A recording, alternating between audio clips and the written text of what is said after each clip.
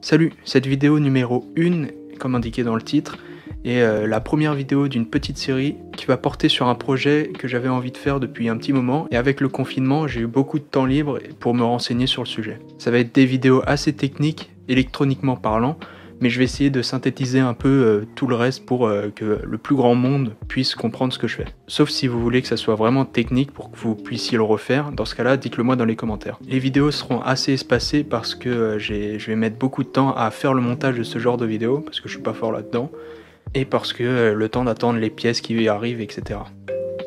La présentation. Tout d'abord, le sujet du projet va rester dans le domaine de la musique, c'est le but de cette chaîne, puisque j'ai envie de concevoir un contrôleur MIDI de potentiomètre. Alors qu'est-ce que c'est? Vous allez tout de suite comprendre quand je vais mettre cette image, mais en gros ça va me permettre de contrôler des potentiomètres virtuels sur les logiciels avec des potentiomètres physiques. A savoir que j'en ai déjà 4 sur mon clavier MIDI, mais je trouve que 4 c'est pas assez pour s'amuser à faire du sound design, tout ça. Parce que oui, si je fais ce projet, c'est pour donner un côté un peu plus physique au sound design, tout ça, parce que à la souris, c'est marrant en 2 minutes, mais au bout d'un moment ça devient chiant et c'est pas très amusant pour sound designer et faire un peu n'importe quoi. Donc pour ça j'ai fait appel à mes connaissances basiques en électronique avec mes études, mais surtout grâce à internet, parce que maintenant on peut tout faire avec internet et les études ne servent à rien. Donc tout d'abord je vais devoir réfléchir à tout ce que je vais avoir besoin pour pouvoir les commander, mais déjà je sais que le système de tout ça, ça va reposer sur l'Arduino. Si vous ne savez pas ce que c'est une carte de prototypage, c'est un peu comme un mini ordinateur, mais on peut programmer dedans et c'est ultra simple. C'est ultra connu dans le domaine du prototypage, donc c'est parfaitement ce qu'il me faut. Dans cette vidéo, je vais commencer par déjà choisir la bonne carte Arduino qu'il me faut pour pouvoir répondre aux besoins techniques de ce projet. Vu que j'ai fait des études en électronique, j'ai déjà acheté il y a longtemps un kit de développement Arduino qui va me servir pour tester et prototyper. J'ai regardé aussi comment l'Arduino va communiquer avec le logiciel de musique, donc le PC, et pour ça j'ai trouvé 2 solutions. Soit je dédie plusieurs pins de sortie de la carte pour en faire une prise MIDI comme sur l'image ici, mais dans ce cas là il va falloir que j'achète un câble ou une prise MIDI pour pouvoir convertir le MIDI en USB et pouvoir le brancher sur mon ordinateur. Ou sinon j'ai trouvé juste dernièrement une librairie Arduino qui permet directement de communiquer de l'USB de l'Arduino pour en faire sortir des commandes MIDI directement par la prise USB, exactement comme sur le clavier MIDI par exemple. Et c'est ce que je vais choisir parce que c'est le plus simple et le moins cher.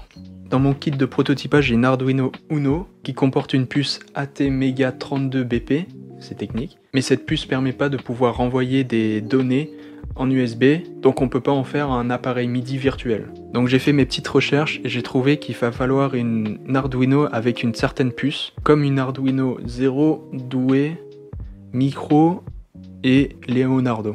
Je vais opter pour l'Arduino Micro qui comporte une puce ATmega32U4. Elle est vraiment toute petite et on la trouve vraiment pas chère sur les sites comme AliExpress. Pour les potentiomètres, j'en ai un dans le kit. Pour le nombre de potentiomètres que je vais acheter, ça va être défini selon le nombre de ports analogiques qu'il y aura sur la carte Arduino Micro, mais on verra ça dans la prochaine vidéo qui sera dédiée sur cette carte justement. Après avoir prototypé tout ça, il va bien falloir mettre tout le système dans un boîtier. De base, je voulais le faire en impression 3D parce que à mon université, on a des imprimantes 3D qui sont libres d'accès, mais à cause du confinement et de tout le bordel, ça va pas être possible. Donc je pensais le faire en bois au pire, ça fera un petit côté DIY et old school. Mais bon, perso ça me dérange pas parce que tant que c'est fonctionnel c'est bon, et de toute façon au pire plus tard je pourrais le faire en impression 3D. Voilà, j'en ai terminé avec cette vidéo d'introduction, mais restez jusqu'à la fin s'il vous plaît. On se retrouve dans 2 semaines ou plusieurs semaines, c'est le temps que je reçoive la carte, que je fasse les tests, que je tourne, que je monte encore cette vidéo et la prochaine. Tu pourras retrouver le reste des vidéos dans la description ou dans la playlist qui s'affiche juste ici. Je vous conseille de me suivre sur les réseaux, surtout sur Instagram, qui s'affiche juste ici, pour suivre l'avancement du projet. Si tu me découvres avec cette vidéo, abonne-toi pour être notifié des prochaines vidéos. J'ai besoin de votre avis pour le nom que je vais donner à ce projet, donc pour ça, dites-le moi dans les commentaires. Je pensais à des trucs genre MIDI Knob, etc. Et sur ce, je vous dis ciao.